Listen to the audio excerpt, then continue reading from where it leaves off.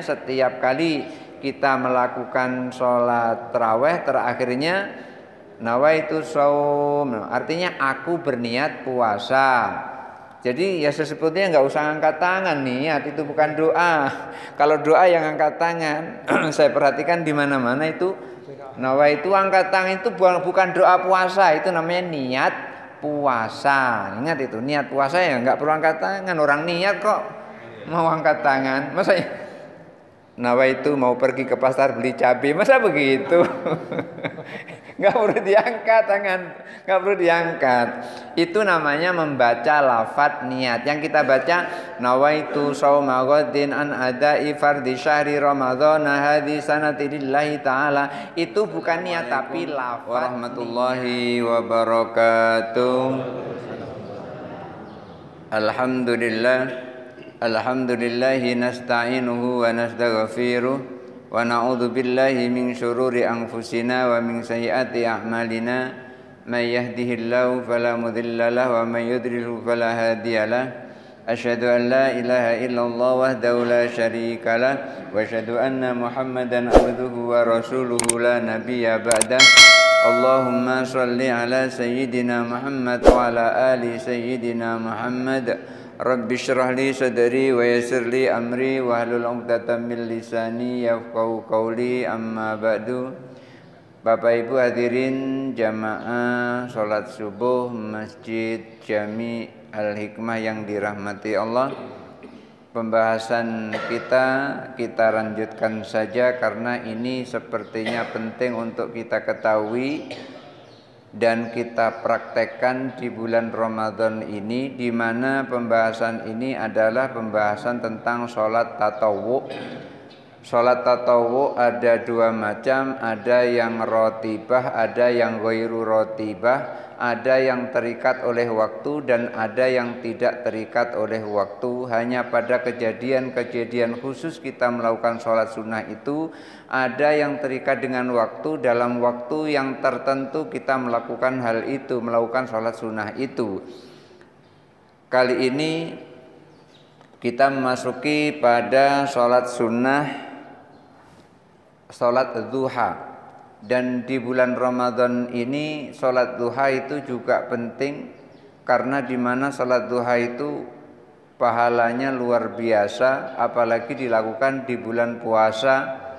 Dan bahkan ada orang masuk surga lantaran pintu duha, lantaran ia senantiasa melakukan sholat duha. Tapi jangan lupa, namanya amalan sunnah itu adalah amalan meraih keuntungan.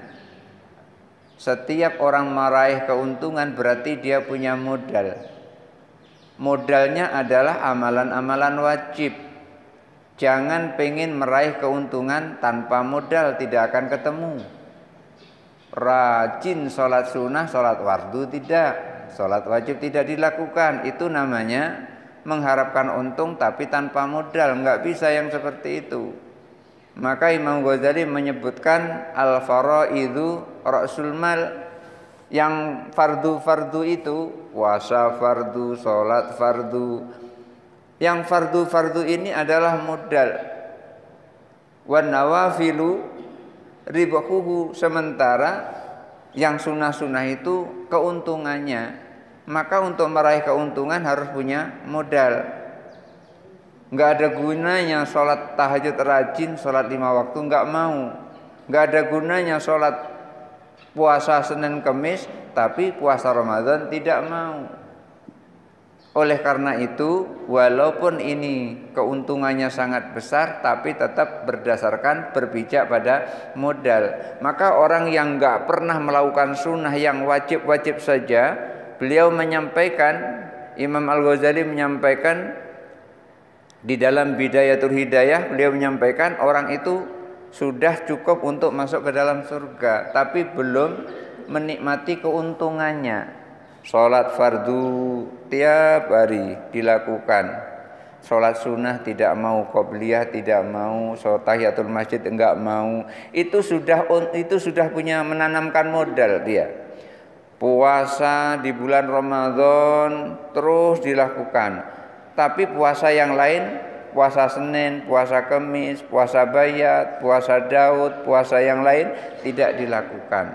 Itu sudah merupakan modal masuk ke dalam surga. Akan tetapi kalau mau untung, yang sunnah-sunnah ini yang dijalankan. Tapi sunnah ini berpijak kepada modal, yaitu sholat wajib, puasa wajib. Nah, kali ini kita akan membahas tentang sholat sunnah. Faslun fasal wa minas sunanir ratibati, dan diantara sholat sunnah yang lain, sholat sunnah ratibah adalah sholatul duha, yaitu sholat duha. Wa afdaluha thamaniya raka'atin. Salat duha itu yang afdal adalah 8 rakaat. Jadi kalau kita pengen salat duha lagi rajin, itu 8 rakaat itu yang afdal. Lalu gimana kalau 2 rakaat juga boleh, tapi yang afdal. Yang afdal itu artinya yang paling bagus, yang paling utama, itu 8 rakaat. 5 ruya Ummu Hani binti Abi Thalib, berdasarkan riwayat Ummu Hani binti Abi Thalib. Siapa Ummu Hani itu? Ummu Hani itu adalah sepupunya Rasulullah Sallallahu Alaihi Wasallam, anak pamannya Rasulullah. Di mana ketika Rasulullah mau diisrakan, itu Rasulullah sedang berbaring di rumahnya Ummu Hani, karena Rasulullah itu keponakan yang sangat disayangi oleh Abu Thalib dan juga istrinya Abu Thalib, melebihi sayangnya terhadap anak-anaknya. Sebelum Rasulullah disisiri rambutnya, dirapikan rambutnya, Ummu Hani, ibunya Ummu Hani itu tidak pernah menyisiri rambut anak-anaknya. Yang didahulukan adalah Rasulullah, keponakan yang sangat dicintainya. Nah, Ummu Hani ini adalah sepupu Rasulullah. Karena Rasulullah sangat disayang oleh orang tuanya Ummu Hani, maka Rasulullah juga sayang kepada Ummu Hani. Ketika Rasulullah Sallallahu Alaihi Wasallam berada di Ummu Hani, itulah saat itu dijemput oleh malaikat untuk melakukan Isra. Nah, Ummu Hani ini adalah putri dari Abu Thalib radhiyallahu anha, anna Nabi sallallahu alaihi wasallam shallaha, bahwa Nabi sallallahu alaihi wasallam salat duha itu thamaniya rakaatin, 8 rakaat. Ummu Hani yang disuruh oleh Abu Thalib untuk meraup ilmu, mengikuti jejak Rasulullah SAW. Beliau Ummu Hani itu melihat Rasulullah SAW sholat duha itu 8 rakaat. Wa aqalluha rak'atani, dan sekurang-kurangnya adalah 2 rakaat. Sebagus-bagusnya adalah 8 rakaat dan sekurang-kurangnya adalah 2 rakaat. 5 ruya Abu Dzar radhiyallahu an. Kalau seafdal-afdalnya sholat duha 8 rakaat itu riwayat dari Ummu Hani bin Abi Thalib radhiyallahu anha. Kalau sekurang-kurangnya 2 rakaat itu adalah riwayat Abu Dzar radhiyallahu anhu, anna Nabi sallallahu alaihi wasallam qala, bahwa Nabi sallallahu alaihi wasallam bersabda. Di sini sepertinya ada sedikit kekurangan. Ini bunyinya ala kulli sulamai min ahadikum shadaqatun. Sementara itu di kitab yang syarahnya itu disebutkan yusbihu ala kulli sulamai min ahadikum shadaqatan. Kalau ada yusbihu berarti di sini ada isim kana wa akhwatuha. Berarti di sini bunyinya adalah shadaqatan. Yusbihu ala kulli sulamai min ahadikum shadaqatan. Setiap persendian kalian itu ada sedekahnya.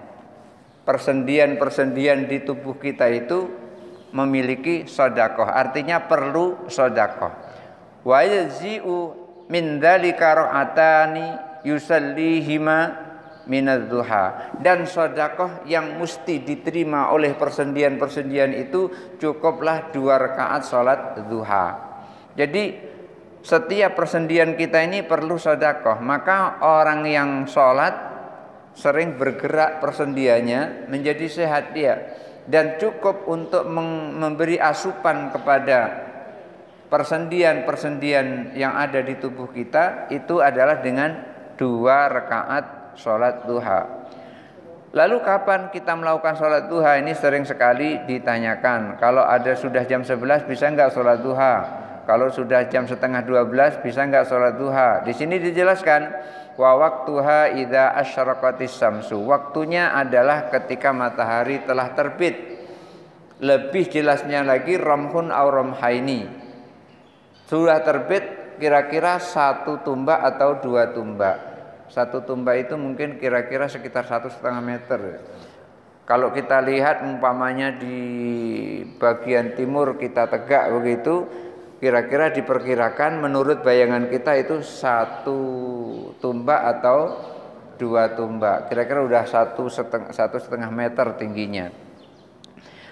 Sampai kapan? Ila zawali, sampai tergelincir. Kalau sudah tergelincir pas matahari tepat di atas kepala kita, itu waktu zawal namanya, maka pas tergelincir itu sudah nggak bisa lagi sholat duha. Matahari tepat di atas kepala kita itu namanya waktu zawal. Dan waktu zawal itu adalah waktu yang dilarang untuk melakukan sholat sunnah, bukan sholat wajib, sholat sunnah. Ada 5 waktu yang dilarang untuk melakukan sholat sunnah. Ini hati-hati, ini harus kita jaga. Ada 5 waktu yang dilarang untuk melakukan sholat sunnah. Yang pertama, sesudah sholat subuh. Tadi kan nggak ada yang sholat ba'diyah subuh, nggak ada kan? Nggak boleh, haram hukumnya. Kemudian pas matahari terbit. Matahari itu baru nongol, kira-kira baru keluar separuh, itu nggak boleh kita sholat, baru nongol gitu. Kemudian yang ketiga, pas waktu zawal. Waktu zawal itu matahari tepat di atas kepala kita kurang lebih sekitar 5 atau 7 menit sebelum masuk waktu zuhur. Jadi kalau waktu zuhurnya jam 12 lewat 21, nah itu kira-kira jam 12 lewat 15 ya. Jam 12 lewat 15 itu haram waktunya untuk melakukan sholat. Maka tahan dulu. Kemudian yang ketiga, pas ketika kita sholat asar, selesai sholat asar. Jadi nggak ada sholat ba'diyah asar. Dan yang kelima, yang terakhir itu pas matahari terbenam, belum sempurna terbenamnya. Jadi 5 waktu inilah yang dilarang untuk kita melakukan sholat sunnah. Tapi kalau misalnya sholat mayat bagaimana? Boleh. Kita umpamanya sudah sholat asar terus menyolatkan mayat, karena kebetulan bisa dilaksanakannya jam segitu, nggak apa-apa. Cuman mesti harus ingat, ketika kuburannya terlalu jauh dari tempat yang disolati itu dan perjalanannya sulit, hati-hati. Karena ada 2 waktu yang haram hukumnya menguburkan mayat. Kapan itu? Pas matahari terbit dan pas matahari terbenam. Oleh karena itu lebih selamat lagi kalau dikhawatirkan akan bertemu dengan terbenamnya matahari pas pada saat itu, maka lebih baik dibawa sesudah sholat maghrib. Jangan pada saat sholat asar selesai, begitu mau dimasukkan ke liang lahat, matahari terbenam. Ini terbentur yang seperti itu. Yang salah siapa? Bukan mayatnya, karena mayat nggak bisa berjalan sendiri. Yang salah ya yang ngantarkannya gitu. Oleh karena itu hati-hati. Nah, 5 waktu yang dilarang untuk melakukan sholat ini perlu kita tahu agar ketika kita sedang rajin ibadah, ini sedang rajin ibadah nih. Karena ada itu orang kayak gitu ditanya, loh Pak, kenapa sholat? Lagi rajin, lagi senang. Dulu pernah itu di Masjid Al-Hidayah, di Masjid Nurul Hidayah. Di situ ada orang habis sholat asar terus tegak, sholat 2 rakaat saya perhatikan. Selesai sholat saya tanya, Pak, sholat apa Pak? Sholat sunnah. Loh kok sholat sunnah sudah sholat asar? Lagi rajin gitu ya. Lagi rajin ya. Jadi rupanya ada saat rajin, ada saat malas deh. Padahal Ibnu Athaillah As-Sakandari menyampaikan wa min alamatil i'timadi 'alal amali nuqsanur raja inda wujudi zalali. Salah satu di antara bukti atau tanda-tanda orang yang bergantung kepada amal itu adalah ketika dia rajin zikir, merasa dekat kepada Allah. Ketika tergelincir kepada kemaksiatan, merasa jauh dari Allah. Itu orang yang bergantung kepada amal. Padahal kita nggak boleh bergantung kepada amal. Kepada siapa kita bergantung? Kepada Allah kita bergantung, bukan kepada amal. Kalau bergantung kepada amal, pas lagi tergelincir jauh dari Allah, kapan tobatnya? Oleh karena itu, walaupun kita tergelincir dalam kemaksiatan, tetap kita harus dekat kepada Allah Subhanahu wa taala. Enggak boleh maksiat itu menghalangi dekat kita kepada Allah Subhanahu wa taala. Nah, ada saat-saat sholat yang perlu diperhatikan agar ketika kita sholat pahalanya penuh, tidak terjebak dalam keharaman. Nah, waktu sholat duha ini mulai terbit matahari sampai matahari tergelincir ke arah barat. Wa man fatahu min hadhi sunanir ratibati syai'un, kalau terjadi kelupaan atau terlewat sholat duha itu,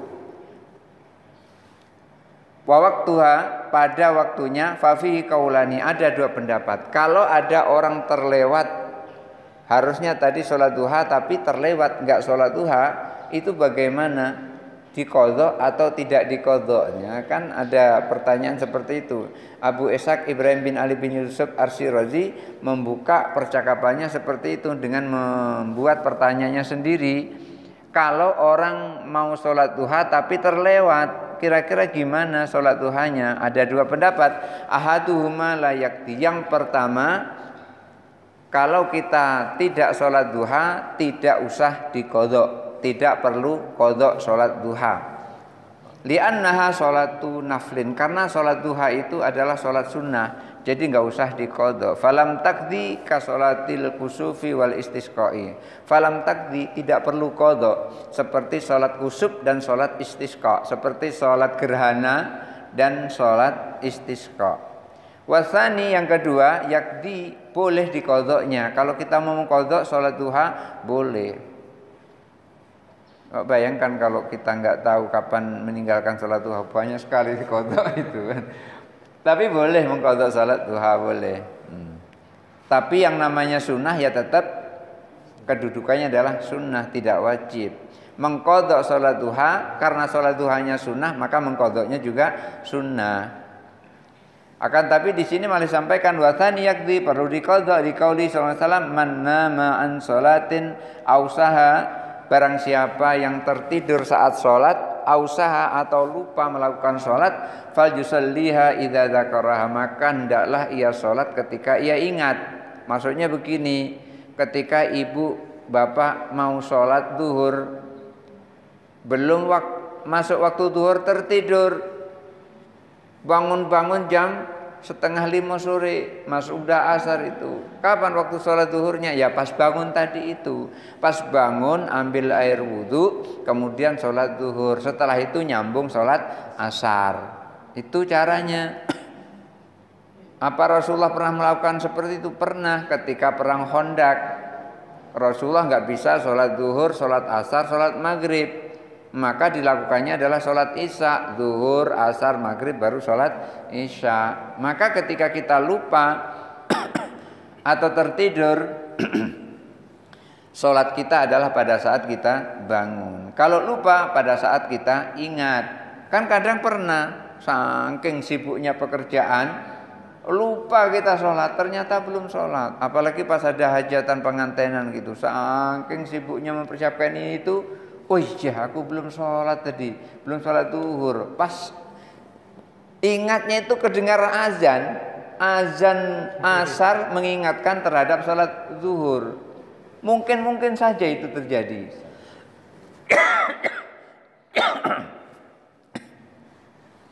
Bisa jadi itu terjadi. Begitu Allahu Akbar, oh iya aku belum sholat zuhur. Saat itu ambil air wudhu, sholat duhur, kemudian terus sholat asar. Tapi kalau seandainya waktu itu mau ngejar ke masjid sholat asar, jangan duhur dulu, tapi lakukan sholat asar berjamaah dulu, ngambil afdalnya, kemudian setelah itu baru sholat zuhur. Jadi kalau mengqadha sholat itu boleh didahulukan sesuai dengan urutannya, boleh yang punya waktu didahulukan baru yang qadha. Umpamanya tadi zuhur ketinggalan, masuk waktu asar, sholat asar dulu, setelah itu baru sholat zuhur, boleh seperti itu. Atau urutan juga boleh, sholat zuhur dulu baru sholat asar, karena memang urutannya zuhur dulu baru asar. Jadi di sini kedua-duanya boleh dilakukan yang seperti itu. Nah, ketika kita lupa atau kita tertidur, maka melakukan sholat itu adalah pada saat kita ingat kalau kita belum sholat atau pada saat kita telah bangun dari tidur kita. Wali annaha sholatun rotibatun, karena sholat duha itu adalah sholat yang terikat oleh waktu. Terikat oleh waktu antara matahari terbit sampai matahari tergelincir ke arah barat. Berarti terikat oleh waktu yang seperti itu. Karena ia adalah sholat duha itu sholat yang terikat oleh waktu, fi waktin dalam satu waktu, falam taskut bi fawatil waktu, maka tidak gugur kesunahan untuk melakukan sholat duha itu walaupun waktunya telah lewat, ila ghairi badlin, tanpa adanya ganti, tanpa adanya qadha, kal faraidhi, seperti sholat fardu. Jadi sholat fardu itu terikat oleh waktu juga, walaupun sudah terlewat tetap diwajibkan untuk melakukan sholat fardu. Sholat duha juga begitu, walaupun waktunya terlewat disunahkan untuk mengganti di waktu yang lain. Di waktu yang lain boleh dilakukannya. Bi khilafil kusufi wal istisqai, berbeda kalau mau dibandingkan dengan sholat gerhana dan sholat istisqa. Li'annaha ghairu ratibah, karena sholat istisqa dan sholat kusuf, sholat gerhana itu tidak terikat oleh waktu. Sholat duha sholat istisqa tidak terikat oleh waktu, sholat gerhana tidak terikat oleh waktu. Wa innama tuf'alu li'aridin, karena sholat gerhana dan sholat istisqa itu dilakukan hanya pada satu kejadian tertentu. Umpamanya enggak hujan-hujan, udah lama enggak hujan-hujan, hampir setahun umpamanya enggak hujan-hujan, lalu kita sholat istisqa. Kejadiannya adalah enggak hujan-hujan tadi. Atau mestinya matahari itu terbit, tapi kok sudah jam 8 enggak terbit-terbit. Sudah jam 8 itu rupanya terjadi gerhana matahari total, masih gelap seperti malam. Maka di sini karena kejadian inilah kemudian kita melakukan sholat gerhana. Jadi sholat gerhana dan sholat istisqa itu dilakukan karena adanya kejadian. Waqad zalal 'aridu, sementara kejadian itu telah berlalu. Maka kalau kita enggak sempat untuk sholat istisqa, enggak apa-apa, enggak perlu diqadha.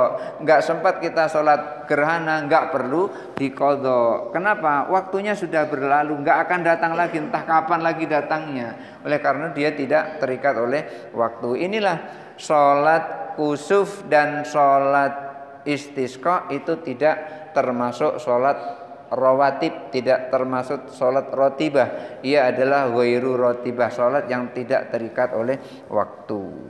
Sudah jam 6?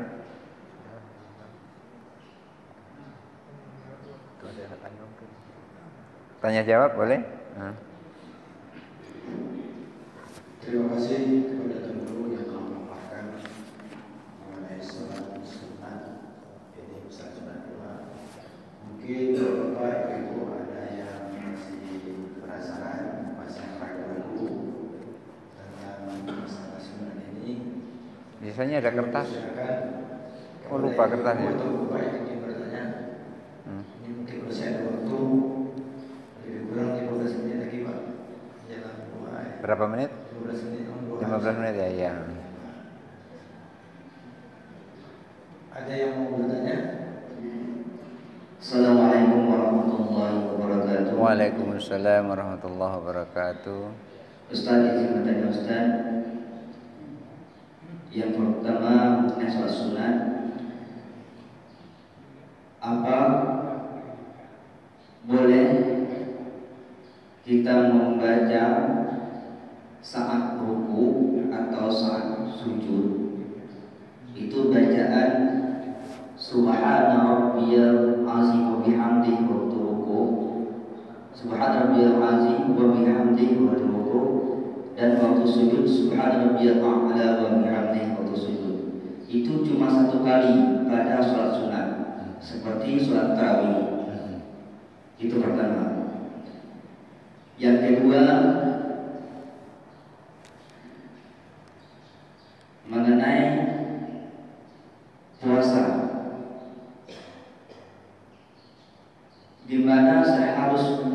gimana caranya kalau seandainya kita tidak niat puasa atau lupa niat puasa. Boleh jadi kita nggak sahur karena ketiduran. Apa yang kita lakukan saat siang hari? Apakah boleh kita makan atau kita puasa sama seperti orang puasa? Cuma itu saja. Terima kasih. Assalamualaikum warahmatullahi wabarakatuh. Waalaikumsalam warahmatullahi wabarakatuh. Nanti kalau lupa tolong diingatkan. Yang pertama tentang membaca Subhana Rabbiyal Azimi pada saat rukuk dan membaca Subhana Rabbiyal A'la pada saat sujud. Apakah boleh ketika kita sholat sunnah membaca Subhana Rabbiyal A'la pada saat sujud satu kali dan Subhana Rabbiyal Azimi pada saat rukuk satu kali? Bacaan bacaan tasbih Subhana Rabbiyal A'la maupun Subhana Rabbiyal Azimi itu adalah bacaan sunnah. Di dalam sholat wajib itu hukumnya sunnah. Di dalam sholat sunnah hukumnya juga sunnah. Maka karena itu hukumnya sunnah, dan itu sesungguhnya adalah untuk mengukur apa? Untuk mengukur tumakninah pada saat kita ruku dan untuk mengukur tumakninah pada saat kita sujud. Maka ketika seseorang membaca Subhana Rabbiyal A'la wa bihamdi atau Subhana Rabbiyal Azim wa bihamdi, itu tumakninah itu artinya kan diam sejenak, tumakninah itu. Maka ketika ukurannya diam sejenak itu sudah sesuai dengan gerakannya, maka dibolehkan. Yang tidak boleh itu adalah tidak tumakninah, enggak ada jedahnya. Persis seperti burung merpati makan jagung. Itu enggak ada tumakninahnya. Saya kira kalau seperti itu kita dibuatnya seperti burung merpati, rusak jidat kita ini. Iya. Kayak gini kan sakit ini kan. Iya. Jadi pertanyaan itu jawabannya adalah sah sholatnya karena membaca tasbih pada saat ruku dan tasbih pada saat sujud itu hukumnya sunnah. Kemudian ketika seseorang ruku tanpa membaca tasbih, seorang sujud tanpa membaca tasbih, itu pun juga sah sujudnya, sah sholatnya. Kenapa sah? Karena bacaan tasbih itu hukumnya sunnah. Yang wajib adalah rukuknya, yang wajib adalah sujudnya. Ketika kita membaca Subhana Rabbiyal Azimi wa bihamdi tetapi kita enggak ruku, malah enggak sah salat kita. Enggak ruku. Baca Subhana Rabbiyal A'la wa bihamdi enggak sujud, malah enggak sah salat kita. Jadi yang menyebabkan salat kita ini sah adalah rukun qaulinya tadi, rukun fi'linya tadi, yaitu melakukan ruku dan melakukan sujud walau tidak membaca tasbih Subhana Rabbiyal A'la atau Subhana Rabbiyal Azimi pada saat kita ruku dan sujud. Nah, jadi seseorang apalagi di bulan Ramadan seperti ini, sholat yang 20 rakaat biasanya agak lebih cepat daripada sholat yang 8 rakaat. Hanya saja walaupun itu 20 rakaat, tumakninah jangan ditinggalkan. Kemudian bacaannya murattal, bacaannya tartil, jangan ditinggalkan. Boleh cepat tapi benar gitu. Yang tidak boleh itu adalah sudahlah lambat, salah-salah semuanya. Udah lambat. Orang Bismillahirrahmanirrahim ini baca Bismillah. Rahman, Rahim. Memang itu sudahlah lambat, salah lagi. Ya, lebih baik cepat tapi benar. Bismillahirrahmanirrahim. Itu masih berada pada koridor tajwidnya. Sebetulnya tajwid yang kita pelajari itu hanya untuk menjaga jangan sampai bacaan itu keliru. Lalu pertanyaannya, apa Rasulullah mengajarkan tajwid? Itu orang yang sedikit ilmunya itu. Rasulullah memang nggak pernah mengajarkan tajwid. Ilmu tajwid itu munculnya setelah Rasulullah sudah tidak ada.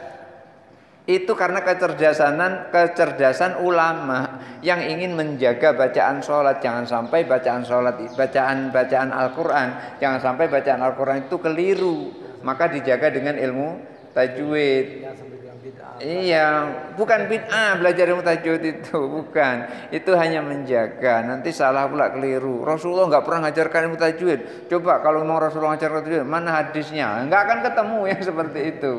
Ini bukan ranahnya di situ, bukan. Nah, sholat kita yang membuat sah adalah pertama syarat dan rukunnya itu dikerjakan. Ketika syarat dan rukunnya tidak dikerjakan, maka sholat sunnah kita tidak akan sah. Apalagi sholat wajib kita jadi batal sholat kita. Jadi walaupun membaca pas lagi sujud subhana rabbiyal azim wa bihamdi Allahu akbar, boleh seperti itu. Atau subhana rabbiyal azim wa bihamdi samiallahu liman hamidah, sujud subhana rabbiyal a'la wa bihamdi Allahu akbar, boleh sah. Tapi ya jangan seperti itu tadi, burung merpati yang makan jagung. Jangan seperti itu. Nah, kan lupa yang kedua apa tadi? Oh, puasa. Saat puasa niat puasa ya. Tadi sebetulnya saya ingin membawa kitab satu lagi namanya Majalisu Syahri Ramadan. Ada kitab namanya Majalisu Syahri Ramadan yang disusun oleh Syekh Adil.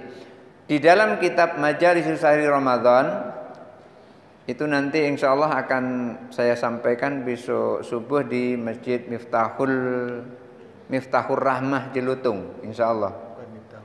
Bukan Miftahul Huda yang menyampaikan Miftahul Huda, Miftahur Rahmah Jelutung. Dalam kitab Majalisus Syahri Ramadan itu dikatakan bahwasanya puasa itu yang akan menjadikan sah adalah dengan adanya niat. Kalau kita tidak ada niat puasa, maka puasanya tidak sah walaupun dia tidak makan mulai dari subuh sampai beduk maghrib, nggak sah. Lalu di situ dinyatakan bahwasanya puasa di bulan Ramadan sekurang-kurangnya itu adalah di awal Ramadan sudah meniati puasa 1 bulan penuh. Itu sekurang-kurangnya. Lalu boleh tajdidun niyah, memperbarui niat. Kapan? Setiap malamnya. Jadi yang lebih selamat adalah ketika masuk bulan Ramadan, pas tarawih pertama itu di dalam hati berniat bahwasanya mau puasa Ramadan selama 1 bulan. Ingat 1 bulan, bukan 30 hari atau 29 hari. Karena kita nggak tahu Ramadan itu berapa hari, kita nggak tahu. Apakah 29 hari atau 30 hari, kita nggak tahu. Makanya di awal Ramadan, malam tarawih pertama itu kita berniat, aku mau puasa selama 1 bulan di bulan Ramadan ini. Lalu besoknya melakukan tajdidun niyah, melakukan perbaruan niat. Makanya setiap kali kita melakukan sholat tarawih terakhirnya nawaitu shaum, artinya aku berniat puasa. Jadi ya sebetulnya nggak usah angkat tangan, niat itu bukan doa. Kalau doa yang angkat tangan, saya perhatikan di mana-mana itu nawaitu angkat tangan itu bukan doa puasa, itu namanya niat puasa. Ingat itu, niat puasa ya nggak perlu angkat tangan. Orang niat kok mau angkat tangan, masa nawaitu mau pergi ke pasar beli cabai, masa begitu? Nggak perlu diangkat tangan, nggak perlu diangkat. Itu namanya membaca lafadz niat. Yang kita baca nawaitu shauma ghadin an ada'i fardhi syahri ramadhana hadhi sanati lillahi ta'ala. Itu bukan niat tapi lafadz niat. Lalu mana niatnya? Yang ada di sini. Niatnya yang ada di dalam hati. Jadi niat itu tidak diucapkan di lisan tapi dibunyikan di dalam hati. Kenapa kok diucapkan di lisan? Untuk memantapkan yang ada di dalam hati. Lalu gimana kalau seandainya tidak sempat mengucapkan? Nggak sempat mengucapkan juga nggak apa-apa. Tapi hati ini sudah tahu kalau besok mau puasa gitu. Dan orang yang ketika makan sahur itu tandanya besok mau puasa. Maka ketika orang yang sahur itu ya sudah jelas, itu sudah ada niat dalam hatinya, sudah terdetak besok mau puasa. Makanya niat itu al-qasdu fil qalbi. Menuju di dalam hati. Hatinya itu menuju mau berbuat apa, itulah namanya niat. Dan niat itu memang cepat sekali sesungguhnya gerakannya. Ketika terdetak di pikiran, wah cabenya kurang, langsung pergi ke toko. Itu sudah niat di dalam hati mau beli cabai. Saya yakin ketika niat beli cabai nggak akan terbeli ayam, karena niatnya beli cabai. Oleh karena itu niat puasa tidak akan keliru. Bukan puasa Senin, bukan puasa Kamis, pasti puasa Ramadan. Karena niatnya dalam hati, sudah diketahui oleh hati ini apa yang akan dilakukan besok. Dan beda puasa sunnah dan puasa wajib. Puasa wajib tidak boleh niatnya di siang hari. Nggak boleh jam 7 baru niat, nggak boleh. Malam sama sekali nggak ada keinginan untuk puasa Ramadan. Nggak sama sekali. Pas begitu jam 7 baru, oh iya aku puasa Ramadan. Nggak sah seperti itu. Puasa Ramadan niatnya harus sebelum menjalankan puasa, sekurang-kurangnya beberapa saat sebelum masuk waktu subuh, sekurang-kurangnya. Tapi kalau puasa sunnah boleh, umpamanya wah ini hari ini Senin ini, aku puasa hari Senin. Ngomongnya udah jam 8 malam, jam 8 malam, jam 8 pagi. Sementara sebelumnya enggak makan apa-apa, maka boleh sah. Kenapa? Rasulullah pernah bertanya kepada istrinya Aisyah, ada makanan apa hari ini? Ditanya gitu. Tidak ada ya Rasul, karena memang untuk masak itu harus beli bahan makanan dulu, sementara tidak ada. Lalu Rasul sampaikan, hari ini aku puasa. Sholat sunnah, puasa sunnah boleh di siang hari untuk niat, tapi dengan syarat belum makan apa-apa. Tetapi kalau puasa wajib, puasa Ramadan tidak boleh di siang hari, harus di malam hari niat puasanya. Itu bedanya ya. Sholat puasa sunnah boleh siang hari. Puasa wajib, puasa Ramadan harus di malam hari. Jadi ketika seseorang lupa niat sampai masuk waktu subuh, sholat lagi, puasanya tidak sah. Puasa Ramadannya tidak sah. Karena itu Bapak Ibu, jangan sampai puasa kita sia-sia. Oleh karena itu di awal Ramadan diniati puasa 1 bulan penuh. Lalu tajdid dunia, memperbarui niat setiap malam. Nawaitu shauma ghadin an ada'i fardhi syahri ramadhana hadhi sanati lillahi ta'ala. Jadi tidak niat tidak sah puasanya. Assalamualaikum warahmatullahi wabarakatuh. Waalaikumsalam warahmatullahi wabarakatuh. Izin bertanya Ustaz. Pertanyaannya ini masih mengenai sholat duha. Boleh tidak kita sholat duha secara berjamaah? Boleh tidak kira-kira? Iya. Dan kalau seandainya boleh, dan bagaimana lapas dan niatnya? Ya. Cukup. Terima kasih. Assalamualaikum warahmatullahi wabarakatuh. Waalaikumsalam warahmatullahi wabarakatuh. Sholat sunnah itu ada yang dianjurkan untuk, ada yang dibolehkan, dianjurkan untuk berjamaah, ada yang tidak. Apa sholat yang dianjurkan untuk berjamaah? Pertama, sholat id, Idul Fitri, Idul Adha, itu dianjurkan untuk berjamaah. Yang kedua, sholat kusuf, sholat gerhana matahari dan sholat gerhana bulan. Itu dianjurkan untuk berjamaah. Yang ketiga itu sholat taraweh. Ini adalah anjuran dari Umar bin Khattab. Pada zaman Rasulullah sholat taraweh itu nggak ada, yang ada qiyamul lail. Lalu sholat taraweh ini sesungguhnya adalah juga termasuk qiyamul lail.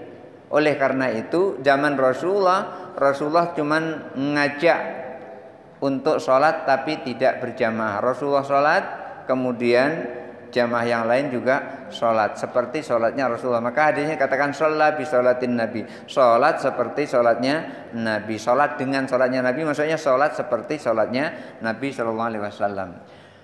Lalu sholat duha itu boleh nggak dilakukan secara berjamaah? Tidak dianjurkan untuk dilakukan secara berjamaah. Sholatnya sendiri-sendiri.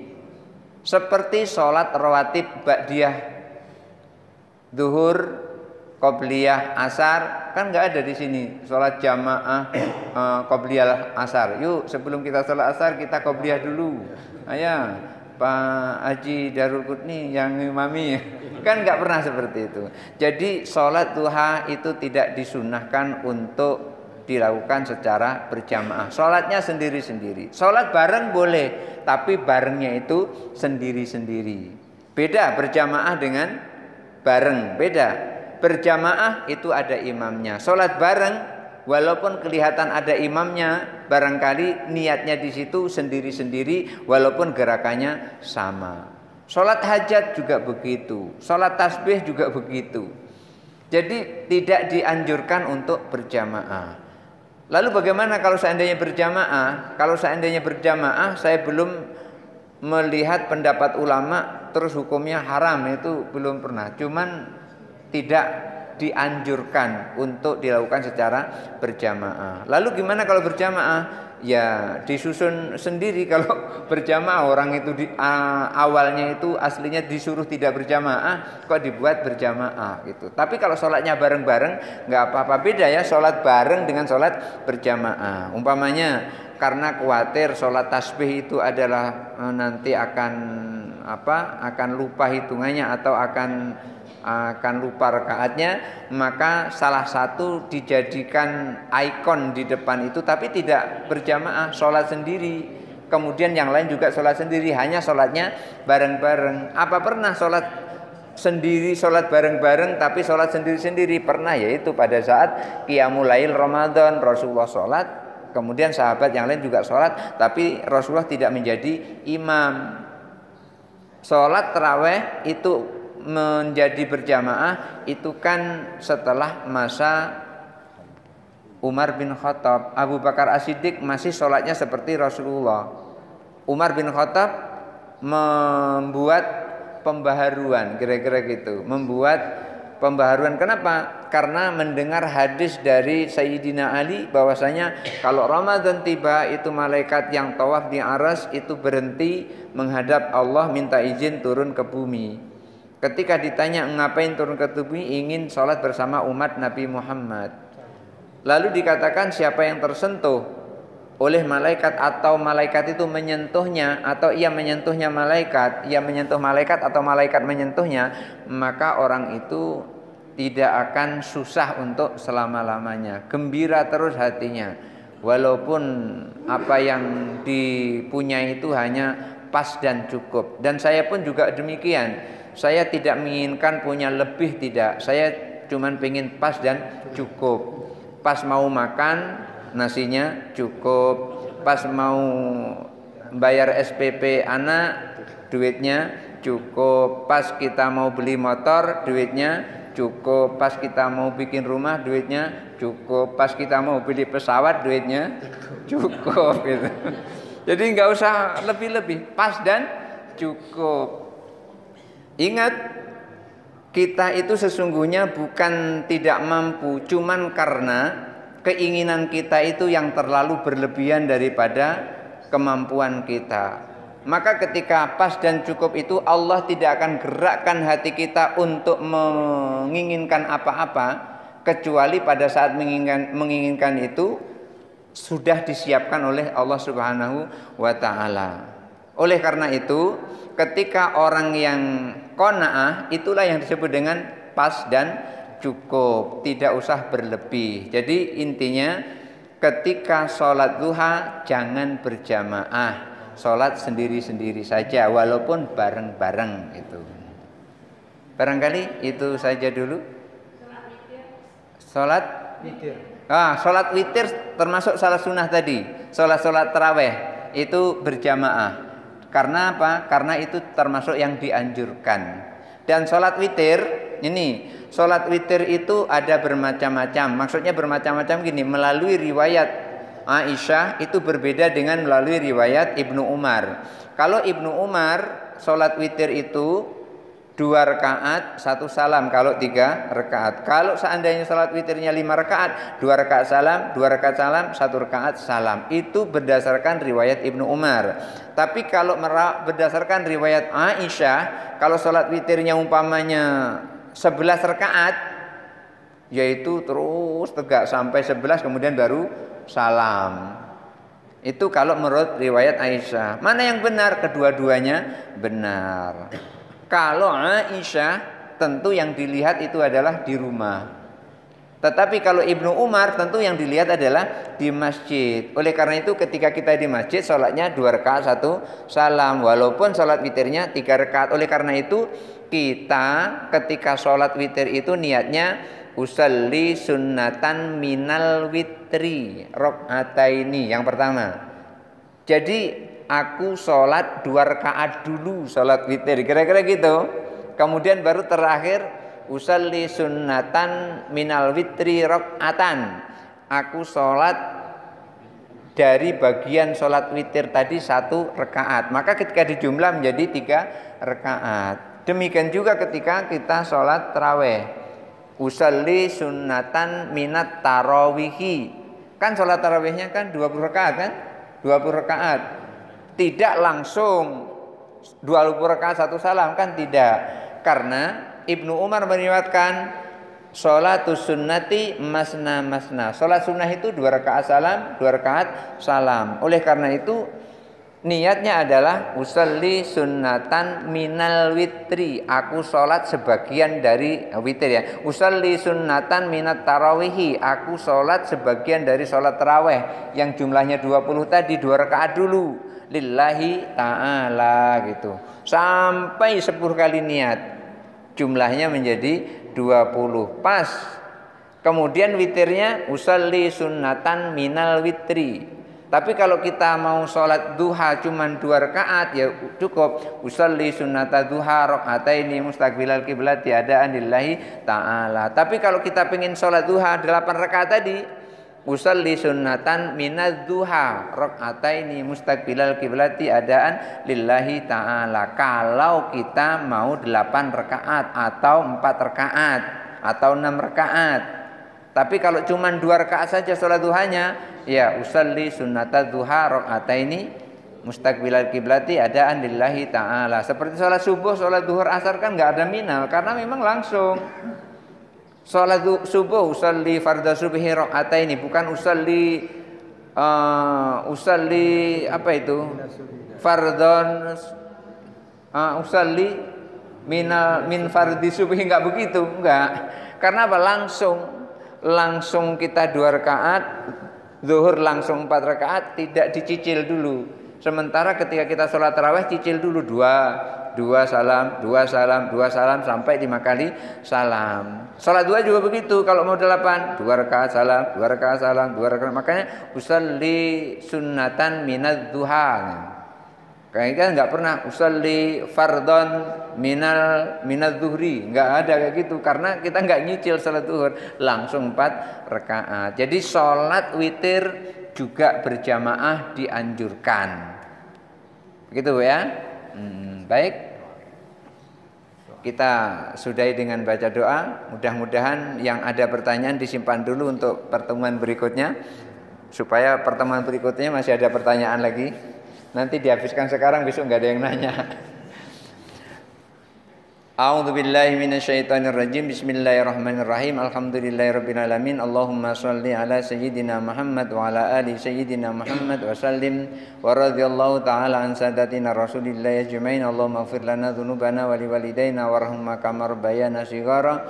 Allahumma ij'alna mahbubina fi qulubil mu'minina wal mu'minat wal muslimina wal muslimat wa basyirna wa ballighna wa bilghina ila mi'atin wa 20 sanatan wallahu khairun hafidha wa huwa arhamur rahimin. Allahumma qarribna ila man qarraba ilaika wa ba'idna wa sallimna minadh dhalimin wal ba'ida minka. Allahumma nawwir qulubana bi nuri hidayatika kama nawartal arda bi nuri syamsika wa qamarika abadan abada. Allahumma ij'alna fahman ka fahmin nabiyyin wa hifdhan ka hifdzil mursalin ka hilal malaikatil muqarrabin bi rahmatika ya arhamar rahimin. Allahumma ij'alna syakura waj'alna sabura waj'alna fi ayunina saghira wa fi ayunina kabira. Allahumma ya muqallibal qulub tsabbit qulubana ala dinika wa ta'atik. Rabbana atina fid dunya hasanah wa fil akhirati hasanah wa qina adzabannar. Walhamdulillahi rabbil alamin. Adanallahu wa iyyakum ajma'in. Wallahul muwaffiq ila aqwamit thariq. Wassalamu alaikum warahmatullahi wabarakatuh.